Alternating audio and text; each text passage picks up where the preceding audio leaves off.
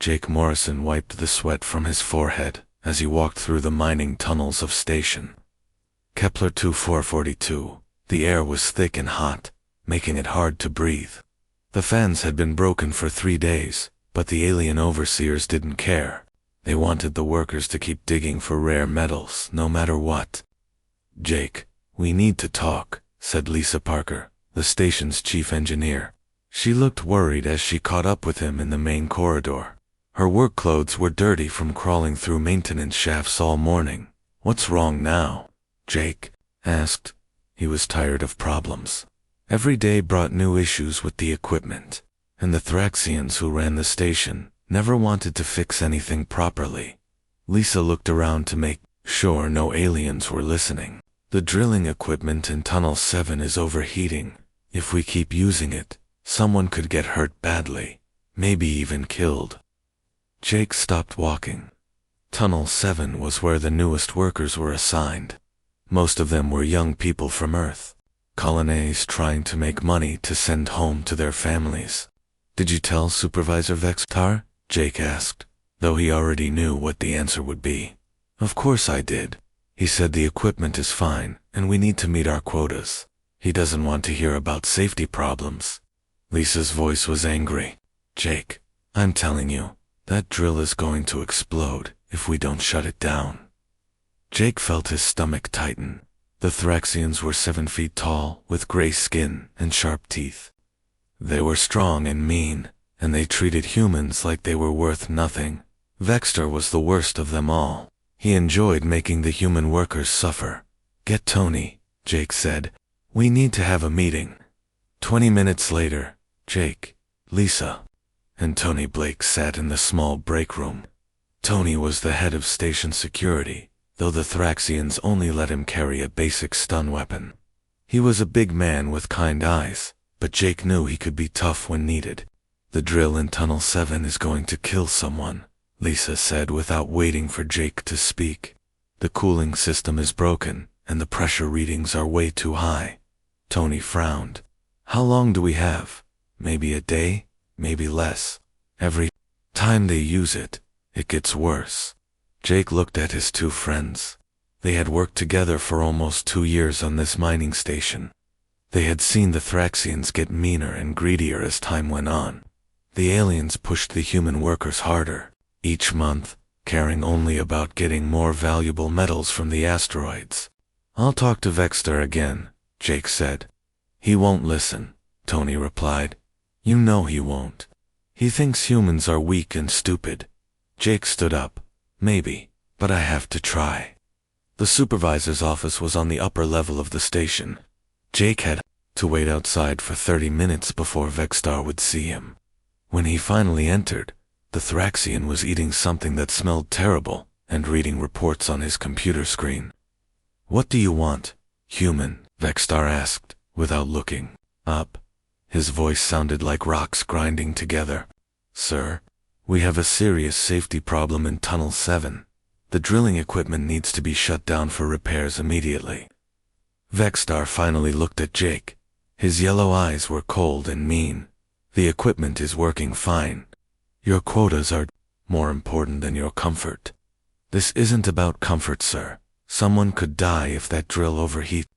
The alien supervisor laughed, showing his sharp teeth. "Humans die all the time. It's what you do best. Now get back to work before I decide you're not worth keeping alive." Jake felt anger burn in his chest, but he kept his voice calm. "Sir, please, just let us check the equipment. It won't take long." Vextar stood up to his full height. He was much taller than Jake and twice as wide. "Are you questioning my orders, little human?" "No, sir. I'm trying to prevent an accident. Get out of my office. If you bother me about this again, I'll have you thrown in the punishment cells." Jake left the office feeling sick. He had tried to do things the right way, but the didn't care about human lives at all. The next morning, Jake's worst fears came true. He was in the main control room when alarms started going off. Lisa's voice came over the communication system, full of panic. "Emergency in Tunnel 7. The drill exploded. We need medical help right now. Jake ran toward the tunnel as fast as he could. Tony was already there with the medical kit. Smoke was pouring out of the tunnel entrance, and Jake could hear people screaming inside. It took them 20 minutes to get everyone out. 2 workers were dead, a young man named Pete Williams, and a woman named Carol Johnson. 3 others were badly hurt and needed to be taken to the medical bay. Pete had been only 22 years old. He had a wife and baby daughter back on Mars Colony. Carol was 35 and had been saving money to buy a farm on New Earth. Now, they were both dead because Vexstar wouldn't listen to safety warnings. Jake stood in the medical bay, looking at the injured workers. His hands were shaking with anger. Lisa came up beside him, her face pale. "This could have been prevented," she whispered. "I know," Jake said. His voice was hard and cold. Tony joined them. "Vexstar is telling everyone it was an accident. He says the humans weren't following proper procedures." Jake felt something break inside him. He had tried to be reasonable. He had followed the rules and asked politely for help. But the Thraxians only understood one thing: force. "Gather everyone in the main hall," Jake said. "It's time to stop working." Lisa looked surprised. "Jake, if we refuse to work, they might hurt us." "They're already hurting us," Jake replied. "They're killing us, and I'm done letting it happen." An hour later, all 43 human workers stood in the main hall. Jake told them what had happened and what Vexstar had said. He explained that 2 good people were dead because the aliens didn't care about human safety. "I'm calling for a complete work stoppage," Jake announced. "No one goes into the tunnels. No one operates any equipment. We stop everything until they agree to fix the safety problems and treat us with respect." Some workers looked scared, but others nodded with determination. They were tired of being treated like slaves. "What if they try to force us?" asked a young woman named Betty Clark. "Then we resist," Tony said firmly. "Together." Lisa had been quiet during the meeting, but now she spoke up. "I'm going to send a message to Earth. My engineering codes should be able to get through their communication blocks." Jake looked at her with hope. "Can you really do that?" "I think so, but I'll need time and privacy." As the workers left the hall, Lisa quietly made her way to the communications room. Her hands moved quickly over the control panels as she activated systems the Thraxians didn't know she could access. The message she sent was short but important. It contained her emergency identification codes and a simple phrase that would mean, "Everything to the right people. Protocol 7 activated. Station Kepler 442. Immediate assistance required." She had no idea that this message would change everything, not just for their small mining station, but for the relationship between humans and aliens across the entire galaxy. The beacon was now active, and somewhere in space, people were about to learn why no one should ever threaten human civilians. Captain Ryan Foster was drinking his morning coffee when the alarms started screaming on the bridge of the USS Defiant. He quickly put down his cup and rushed from his quarters to the command center. His ship was on a routine patrol mission near the outer rim of human space. "What's happening?" Ryan asked as he sat in his captain's chair. "Sir, we're getting an emergency signal," said Amy Chen, his tactical officer. She was a serious woman who never got excited about anything, but now? She looked worried. "It's coming from the mining station at Kepler 442. Pirates?" Ryan asked. Space pirates sometimes attacked remote stations, though it was rare in this sector. Amy shook her head. "No, sir. It's a Protocol 7 beacon." The bridge went completely quiet. Kevin Brooks, the communications officer, stopped typing and looked up with wide eyes. Even the junior officers stopped what they were doing. Ryan felt his blood turn cold. Protocol 7 was something every human military officer knew about, but most hoped they would never see. It meant that human civilians were under attack by aliens. "Are you sure?" Ryan asked, his voice quiet. "Yes, sir. The codes are correct." Engineering Officer Lisa Parker, from Station Kepler 442 sent the signal 20 minutes ago. Ryan stood up and walked to the main screen. Kepler 442 was 3 days away at maximum speed. But Protocol 7 meant they couldn't go there first. The rules were very clear. Kevin, send a message to Earth immediately. Tell them we have a confirmed Protocol 7 situation. Include all the beacon data.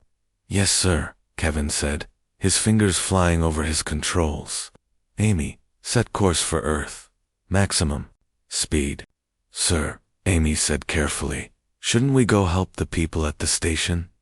Ryan looked at his crew. They were all good people who wanted to help other humans in trouble. But they didn't understand what Protocol 7 really meant. No, Ryan said firmly. Our orders are very clear. Any Protocol 7 beacon must be reported to Earth Defense Command immediately. We are not authorized to respond on our own. The journey back to Earth took 2 days of hard travel.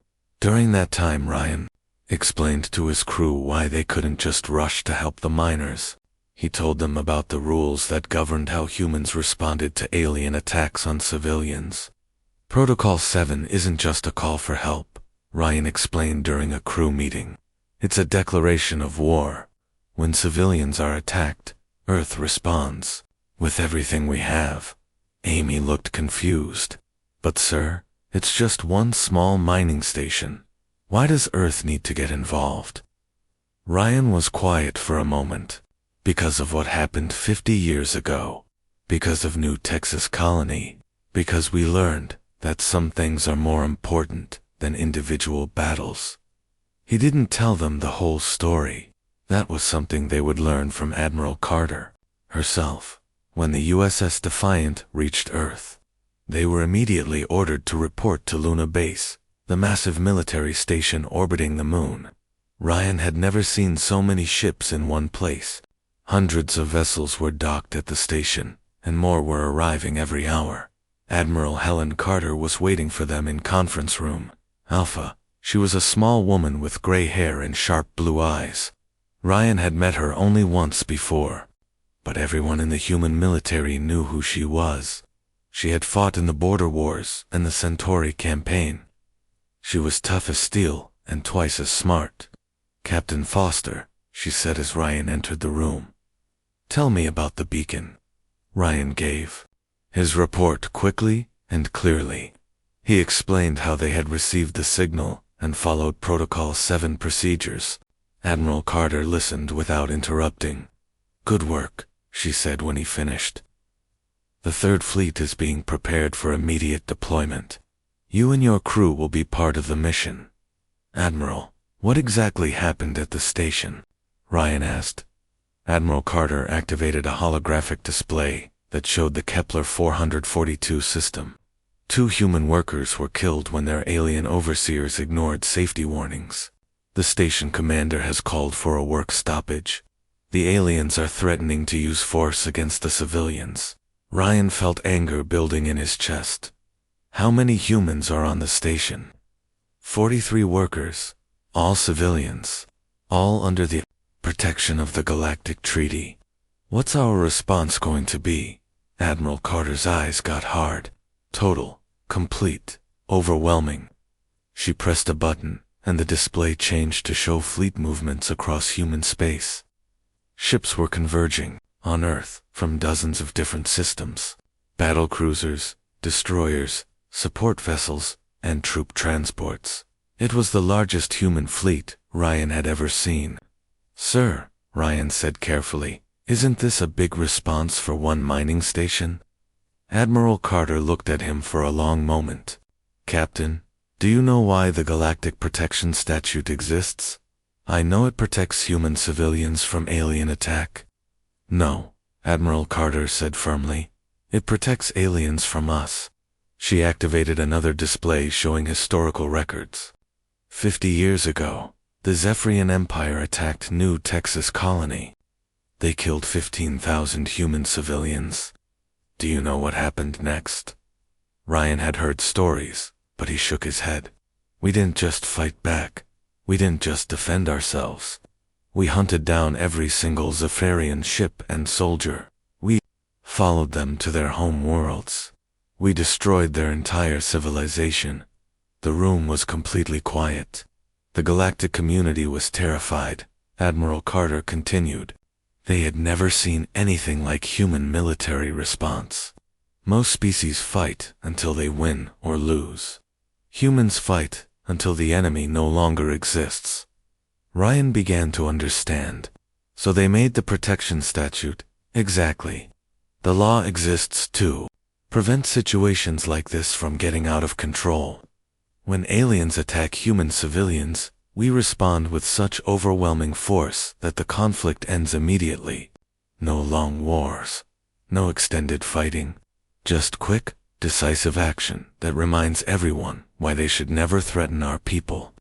Admiral Carter stood up and walked to the window overlooking the fleet. The Thraxians who control that mining station have probably never heard of the protection statute. They're about to learn why it exists. What are our orders? Ryan asked. The Third Fleet will jump to Kepler 442 in 18 hours. We will demand the immediate release of all human prisoners and the surrender of those responsible for the deaths. If they refuse, we will demonstrate why attacking human civilians is the worst mistake any alien species can make.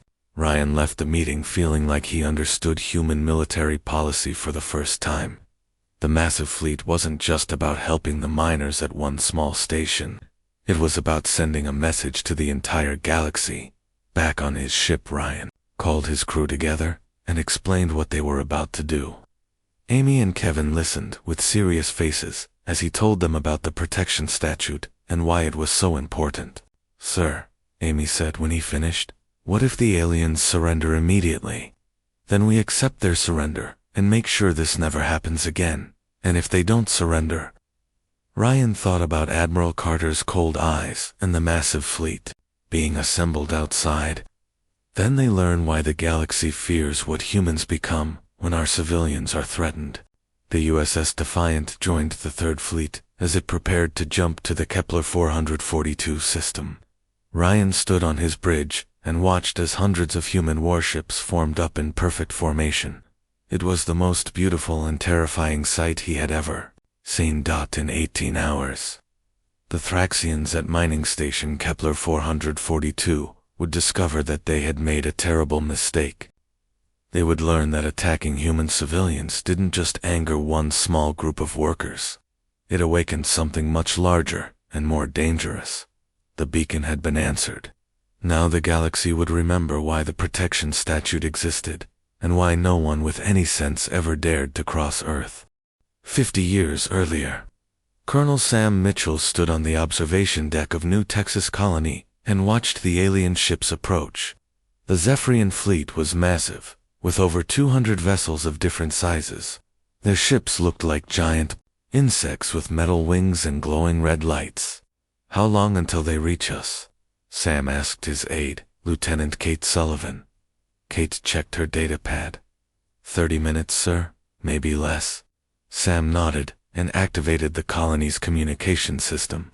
His voice went out to all 15,000 colonists living on New Texas.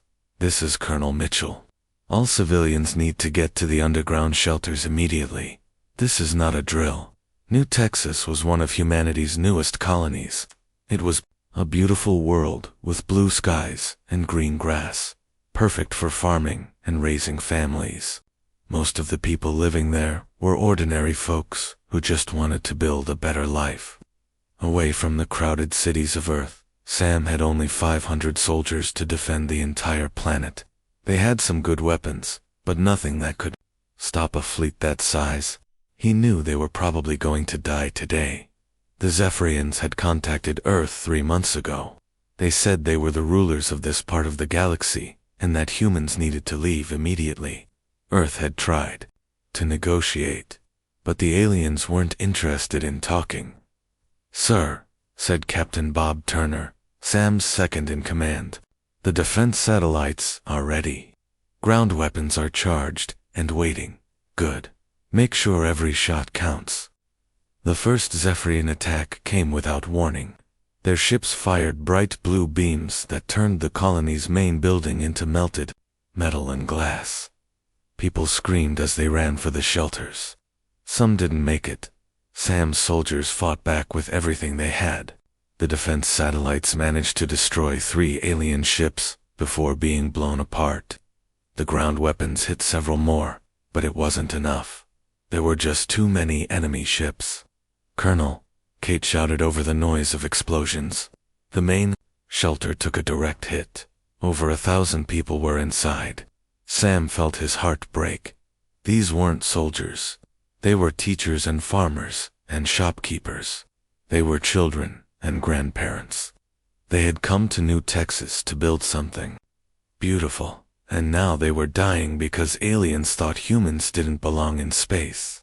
The battle lasted 6 hours. When it was over, most of the colony was destroyed. 12,000 civilians were dead. Sam's military force was reduced to less than 50 soldiers hiding in underground bunkers.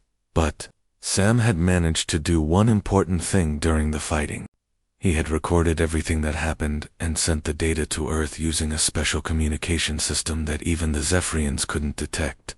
The message he sent was simple. New Texas colony destroyed. 15,000 civilians dead or missing. Zephyrian Empire responsible. They have advanced weapons and faster ships. They said they plan to attack other human colonies next. This is genocide. Stop them. On Earth, Admiral Robert Hayes received Sam's message in his office at Defense Command. He was a calm man who rarely got angry, but as he read the report and watched the battle recordings, his face turned red with rage. "Get me the president," he told his aide. "Right now." Within 2 hours, every human military ship in the galaxy received emergency orders. Every soldier on leave was called back to duty. Every weapons factory started working around the clock. Earth was preparing for total war. The human response was unlike anything the galaxy had ever seen. Most species fought carefully, trying to win with the smallest possible cost. Humans were different. When the Zephyrians killed 15,000 civilians, humanity decided that the entire Zephyrian species was a threat that needed to be eliminated. Admiral Hayes personally led the first strike fleet to the Zephyrian home system. He brought every major warship that Earth could spare. The fleet was 10 times larger than anything humans had ever assembled before. Kate Sullivan, now promoted to commander, served as his tactical officer. She had escaped from New Texas on one of the last transport ships, and she wanted revenge for her dead friends. Admiral Kate said, as they approached the Zephyrian homeworld, "They're sending diplomatic messages. They want to negotiate." Admiral Hayes looked at the planet below. It was covered with cities full of billions of Zephyrian civilians. A year ago, he might have tried to find a peaceful solution. "Tell them that humans don't negotiate with species that commit genocide," he said quietly. The Battle of Zephyr Prime lasted 3 days. Human forces didn't just attack military targets. They destroyed everything: cities, farms, spaceports, communication centers. When Zephyrian ships tried to escape, human vessels hunted them down across multiple star systems. Kate watched from the bridge as entire Zephyrian cities burned below them. Part of her felt terrible about what they were doing. These weren't all soldiers down there. But then she remembered the children's playground at New Texas Colony, and how it had been turned into a smoking crater. "Admiral," said Commander Don Clark, the fleet's intelligence officer, "we've detected Zephyrian ships fleeing toward the outer colonies. Should we pursue them?" "Yes," Admiral Hayes replied. "All of them. Every ship, every soldier, every government official. Find them all." The hunt continued for 2 years. Human forces tracked down Zephyrian refugees across 20 different star systems. Any ship that had been part of the New Texas attack was destroyed. Any government official who had ordered the attack was captured and executed by the end. The Zephyrian Empire was completely gone. Their species still existed, but scattered across the galaxy as refugees with no home world and no military. They had learned too late that humans didn't fight wars the same way. Other species did. The galactic community was shocked by what humans had done. Most alien civilizations had never seen such a complete military response.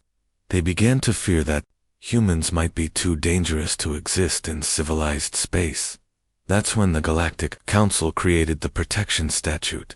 Ambassador Linda Wright represented Earth at the council meeting where the law was written. She was a skilled diplomat who understood that Earth needed to be part of the galactic community, not feared by it. The Protection Statute is simple, she explained to the assembled alien delegates. Any attack on human civilians will result in an immediate and overwhelming military response from Earth.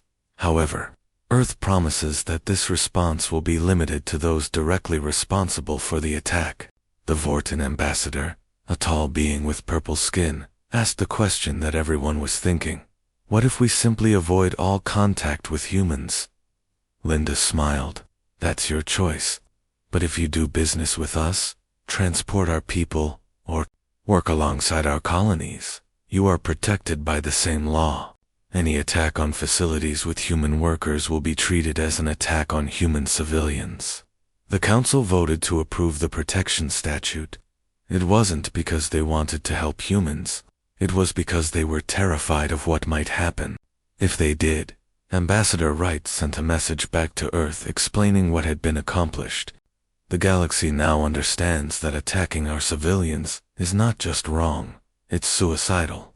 The protection statute will prevent future tragedies, like New Texas, by making the consequences absolutely clear. Admiral Hayes, now retired, read her message from his home in Virginia. He thought about Colonel Sam Mitchell, who had died defending New Texas colony. Sam had wanted to protect innocent people from alien aggression. In a way, he had succeeded. His sacrifice had led to a law that would protect human civilians throughout the galaxy, but Admiral Hayes also knew that the law only worked because of what came after New Texas. The galaxy had seen what humans were capable of when their civilians were threatened. The protection statute existed not to make humans safer, but to make sure that level of human military response would never be needed again. Back in the present day, Admiral Helen Carter finished reading the historical files on her computer. Tomorrow, the Third Fleet would jump to Kepler 442 to rescue the human miners. The Thraxians had probably never heard of New Texas Colony, or the Zephyrian Empire. They were about to learn why the galaxy had decided that protecting human civilians was more important than any other consideration. They were about to discover that some laws existed not to prevent crime, but to prevent the consequences of crime. The protection statute had kept the peace for 50 years, but it only worked because everyone remembered what happened when it was broken. Tomorrow, the Thraxians would get a reminder of why no one with any sense ever threatened human civilians. The shadows of the past were about to become very real again. Vextar was eating his breakfast when the alarms started screaming throughout. Mining Station Kepler 442. He ignored them at first, thinking it was probably another human complaining about working conditions. The humans had been refusing to work for 3 days now, and he was getting tired of their weakness. But when the alarms didn't stop, he activated his communication screen. What he saw made his blood turn cold. Space around the mining station was full of human warships. Dozens of them, maybe hundreds. They were bigger and more advanced than anything the Thraxians had ever built. Their hulls were dark gray, with red markings, and they moved through space like hunting predators. Commander Zekitus Vextar called to his military chief. "What is happening out there?" Sictos was a warrior who had fought in many battles, but even he looked frightened. "I don't know, sir. The humans just appeared out of nowhere. Our sensors didn't detect them until they were right on top of us." Vextar stared at the screen. The largest human ship was massive, easily 10 times the size of the biggest Thraxian vessel. Smaller ships moved around it in perfect formation, like they had practiced this maneuver 1,000 times. "How many ships?" Vextar asked. "Over 300, sir. And more are arriving every few minutes." Vexter felt panic rising in his chest. This was impossible. Humans were a weak species that barely had space travel. They lived on a few small worlds and worked as miners and traders. They didn't have military fleets like this. Send a message to Thraxian High Command, he ordered. Tell them we need immediate military support. Sir Zicto said quietly, I already tried. High Command wants to know what we did to make the humans angry. What we did? We didn't do anything. We were just managing our workers. On the human flagship USS Vengeance, Admiral Helen Carter stood on the bridge and watched the mining station through the main viewer. It was a small facility, built into an asteroid, with docking ports for cargo ships and living quarters for workers. Right now, it looked very lonely, surrounded by the Third Fleet. Admiral, said Captain Danny Rodriguez, we're receiving a communication from the station. Put it through. Vexter's face appeared on the screen. He looked nervous and angry at the same time. This is Supervisor Vextar of Mining Station Kepler 442. You are trespassing in Thraxian space. Leave immediately or face the consequences. Admiral Carter stepped forward so the alien could see her clearly. She was wearing her full dress uniform with all her medals and ribbons. When she spoke, her voice was calm but deadly serious. I am Admiral Helen Carter of the Human Defense Force. You are holding 43 human civilians against their will. You are also responsible for the deaths of 2 human workers. You have 1 hour to release all prisoners and surrender those responsible for the deaths. Vextar's yellow eyes got wide. Those humans are our workers. They signed contracts. And the deaths were an accident. 1 hour, Admiral Carter repeated. After that, we will take whatever action is necessary to secure the safety of our people. The communication ended, and Vexter stared at the blank screen. He had never been spoken to like that by anyone, especially not by a human. But the sight of all those warships made him nervous. Contact High Command again, he told Zeke Tostel. Then we need to know about human military capabilities immediately. While they waited for a response, Admiral Carter was meeting with her ship commanders.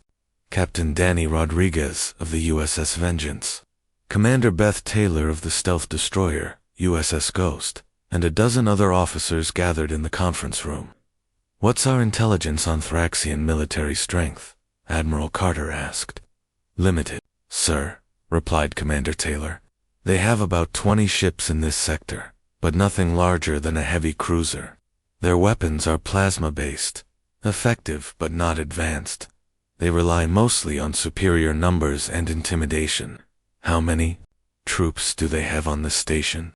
Approximately 50 Thraxian soldiers, plus the civilian overseers.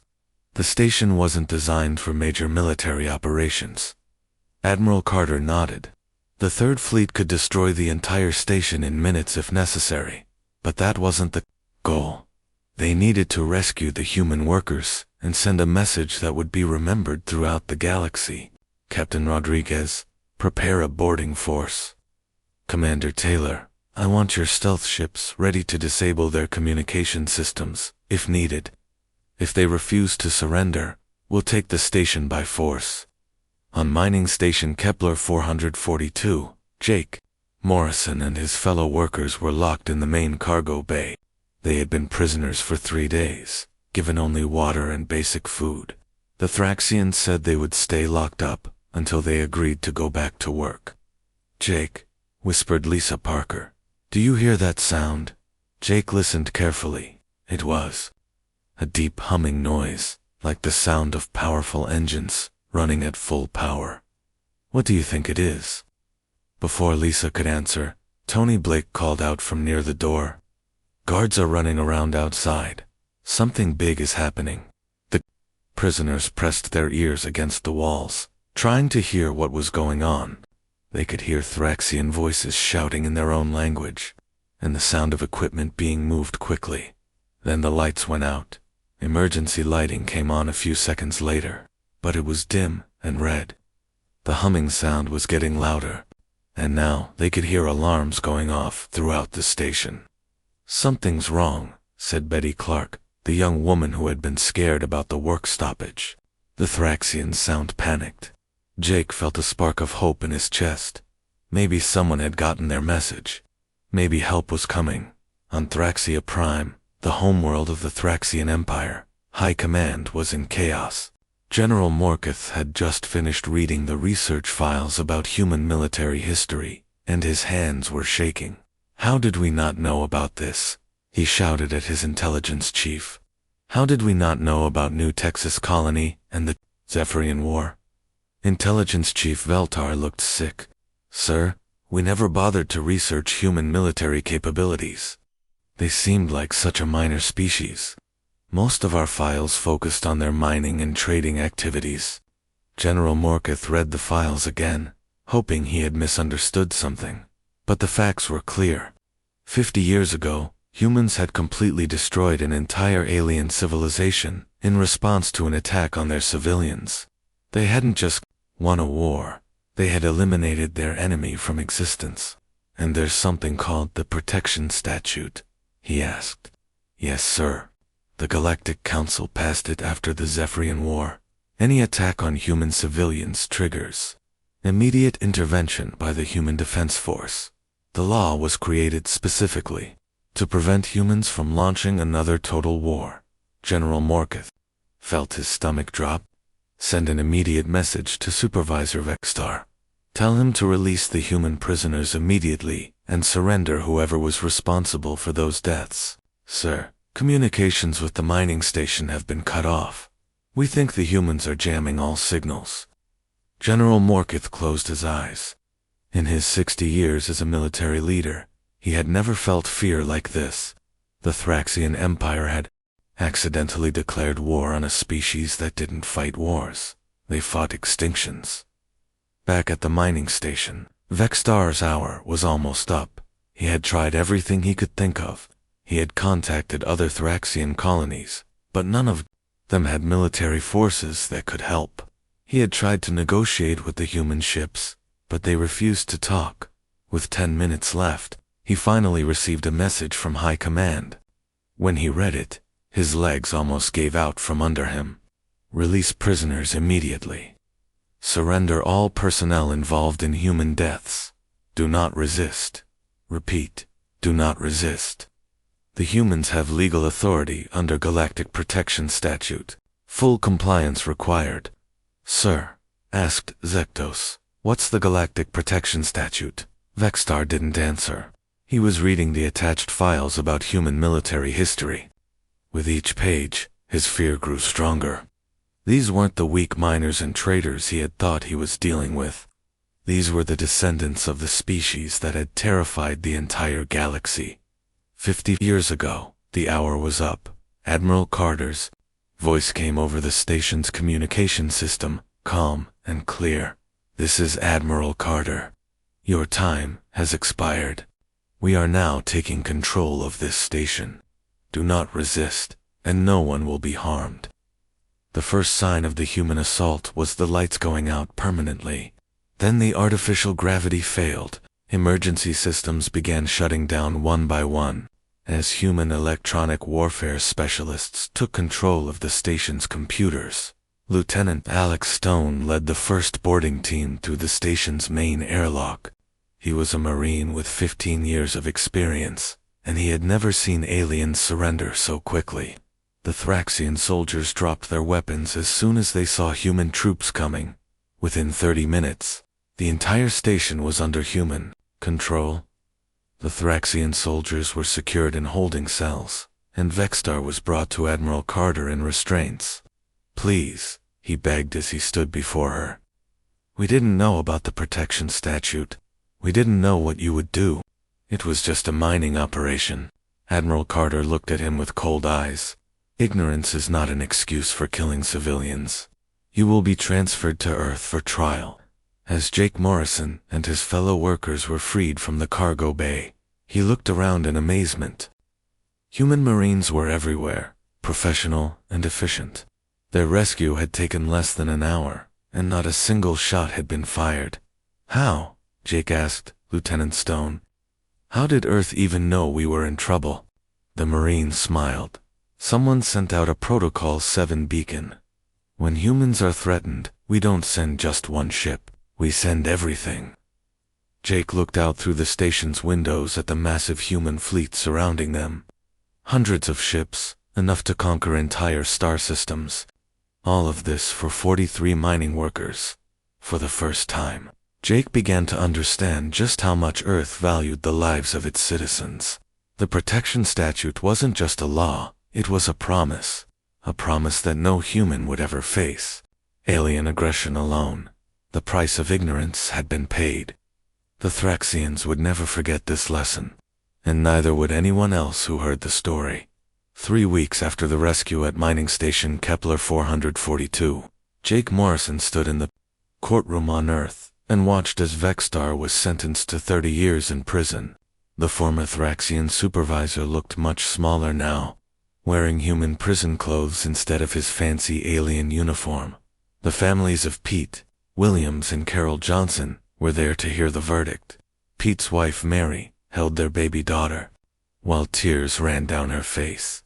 Carol's parents sat in the front row, finally getting justice for their daughter's death.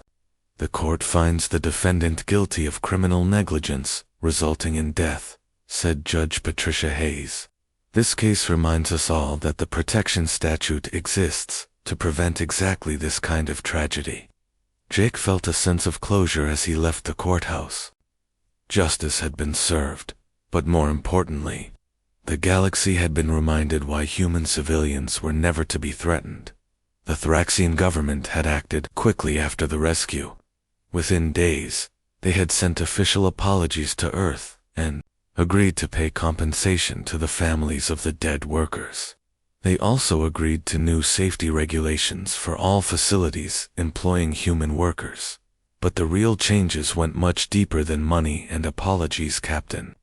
Ryan Foster was back, on patrol with the USS Defiant, when he received new orders from Earth Command.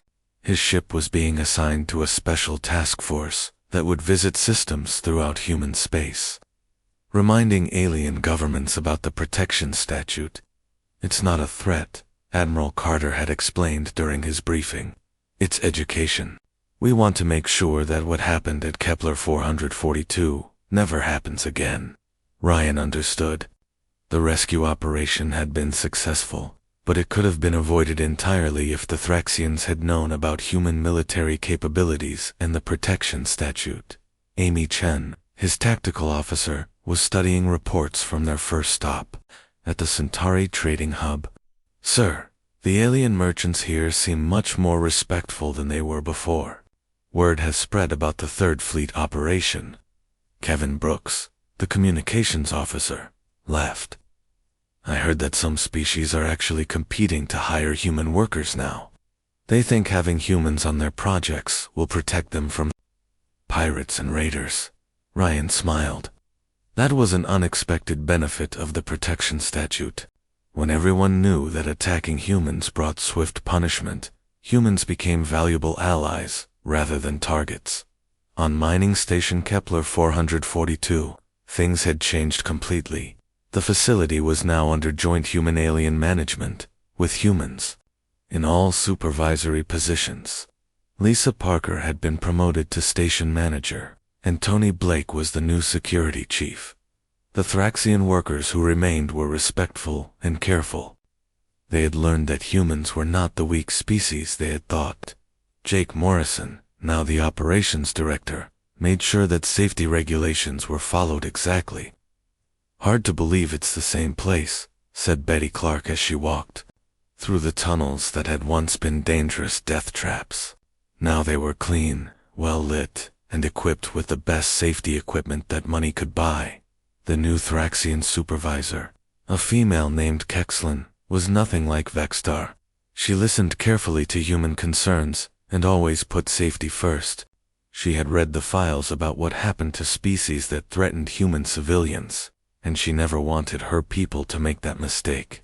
"Mr. Morrison," she said to Jake during their weekly safety meeting, "I want to thank you for giving us a chance to work together properly.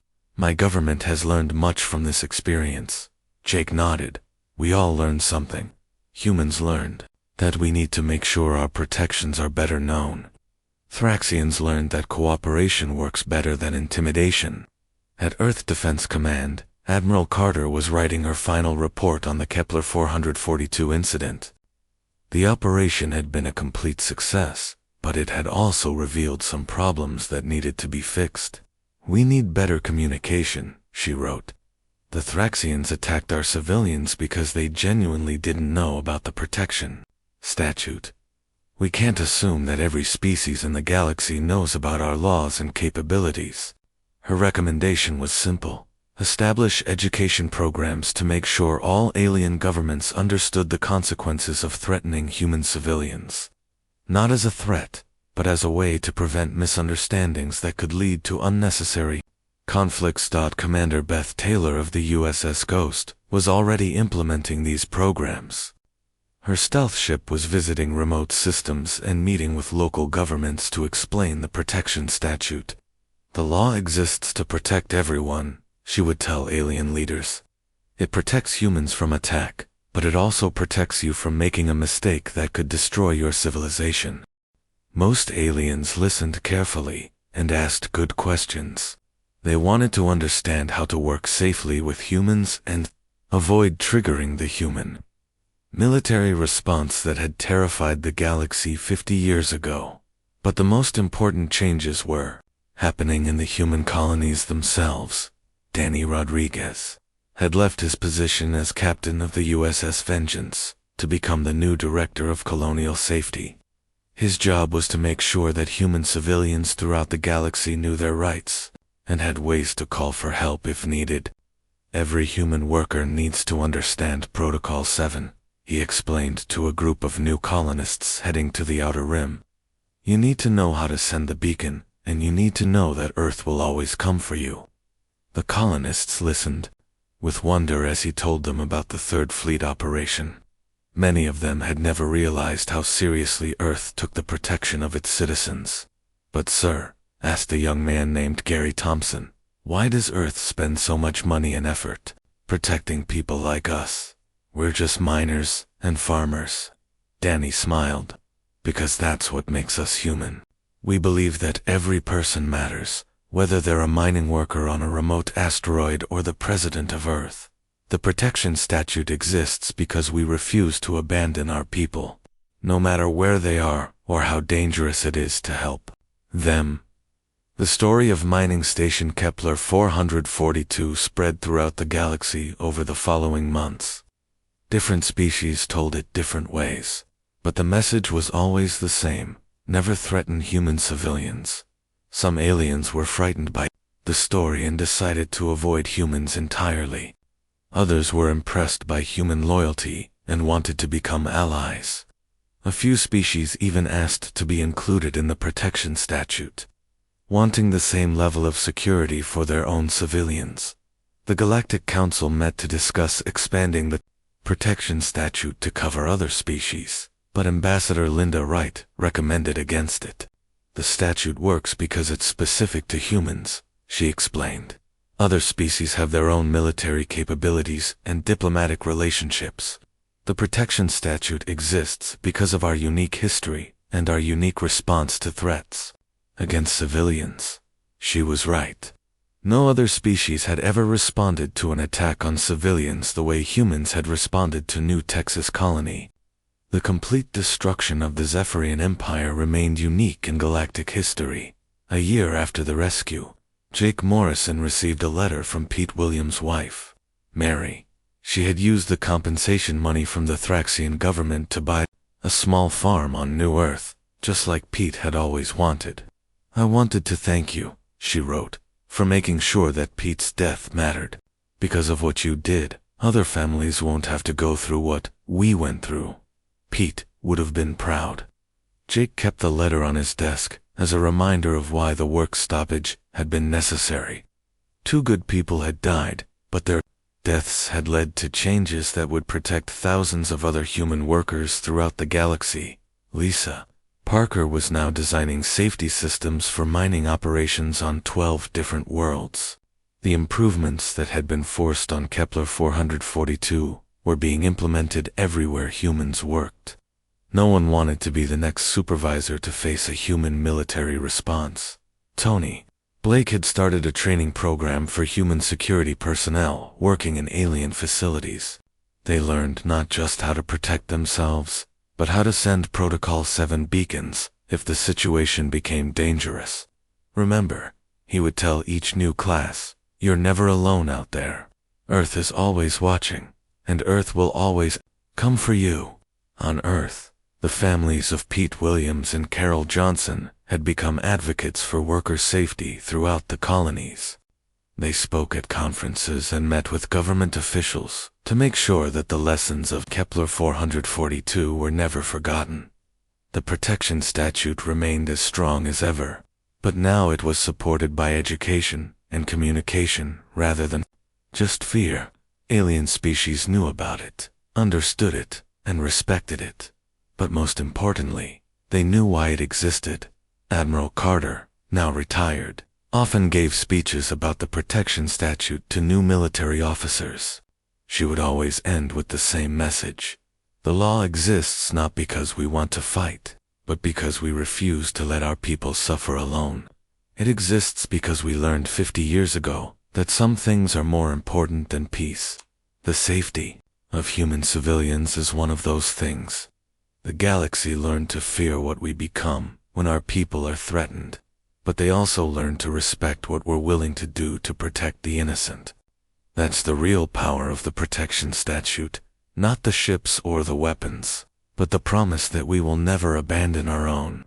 As Jake Morrison looked out at the stars from his office on Kepler 442, he thought about that promise. Somewhere, out there, human families were living and working on distant worlds, confident that Earth would protect them no matter what. The beacon had been answered. The reckoning had come, and the galaxy was a safer place for human civilians because of it. The protection statute would continue to guard human lives throughout the stars, not through violence, but through the certainty that violence would come swiftly to anyone who threatened the innocent. That was why no one dared cross Earth. That was why humans could live and work anywhere, in the galaxy without fear. That was the true power of the protection statute.